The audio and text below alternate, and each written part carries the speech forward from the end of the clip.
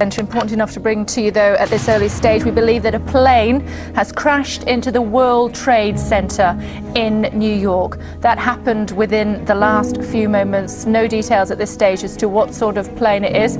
It could well be a large plane. We are hearing reports of a 737, not yet confirmed yet, although it is a jet. More as we have it.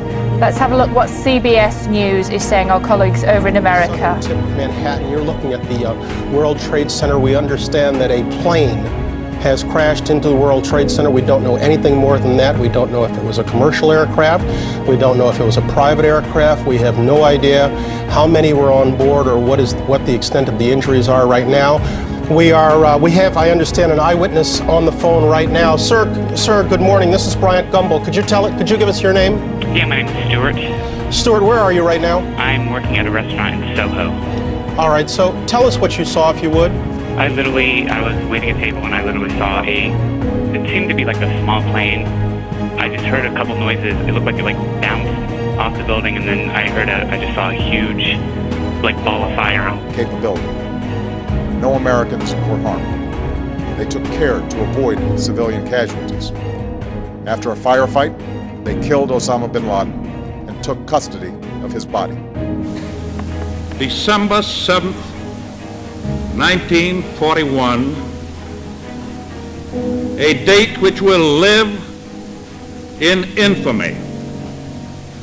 The United States of America was suddenly and deliberately attacked by naval and air forces of the Empire of Japan. Those pictures you're seeing from Aldgate reiterating what we're now being told by Scotland Yard, that this is a major incident. The emergency is a major incident. Still only being said that there are several people injured, though clearly from eyewitnesses' reports on the ground there are more injured than have at the moment been accounted for. The latest on the travel situation: the whole of the tube network has been suspended this morning. Mainline train company First Great Western has said its services into London's Paddington are terminating.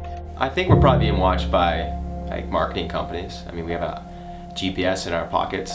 They know where we go, what we buy, where we shop. I think we're being watched like that. I mean, they do have the police have cameras in certain areas in the city. But I don't think anyone is really looking at me too closely, other than my buying habits. I'm not really a threat to anything or anyone.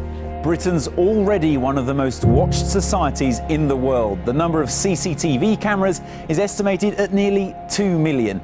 Now the government wants to monitor all electronic communication as well, including social media, taking surveillance to a level never seen before. Just what you say in calls and messages won't be kept, but the government will know exactly who you speak to, when you do it, and where you are. It'll be stored by broadband and mobile companies, but security services will have real-time access at the click of a button, secretly living your life with you. Digital rights groups say it'll leave people living in fear of Big Brother. We begin today with the news that another innocent civilian has become the victim of a U.S. drone strike in Yemen. The attack was thought to have been intended for suspected Islamist militants in the southeastern part of the country. However, it took the life of a farmer instead. Witnesses say the farmer had been walking home in the village of Al-Houta early Wednesday when he was abruptly killed by the shrapnel of 2 rockets. According to Reuters, a local government official has confirmed the report but has declined to give further details. This attack comes just a month after the massive drone strike killed at least 15 people traveling in a wedding convoy. Human rights organizations argue that there were no Islamic militants in that convoy and that only innocent civilians were targeted. These are just 2 of the most recent drone attacks that have contributed to a heightened concern amongst Yemenis and those in the international community over the CIA's controversial and classified drone warfare program. The gentleman from Connecticut is recognized for 1 minute. I thank the gentlelady. There's only one question before us this evening, and that question has been proffered by so many on the other side of the aisle. That question, as articulated by the gentleman from New Jersey, Mr. Andrews, is to do what's fair. To do what's fair for the American people. Not Democrats, not Republicans, not Green Party, not Tea Party, but the American people. The American people in the greatest land, the greatest country in the world, deserve to have their government open. And they deserve to know where their members stand. Do you stand with your country? Do you stand for your country? Or do you want to take it down this evening? Stand up for your country. Stand up for America. Stand with us this evening and keep this government going in the name of fairness. This is our information. This is our information. This is our information. This is our information. It is the digital archive of our lives. Texts of our chats with our families. The backbone of everything that we care for, humanitarian causes and things that we fight for. It is everything you use the internet for. History tells us we need to watch the watchers.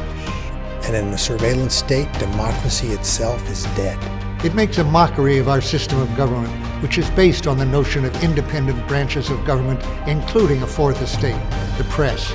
A free society should not have secret laws. It doesn't have to present this false trade-off between security or privacy. We need to bring NSA activity from the shadows into the light of day. We need to end mass, suspicionless surveillance.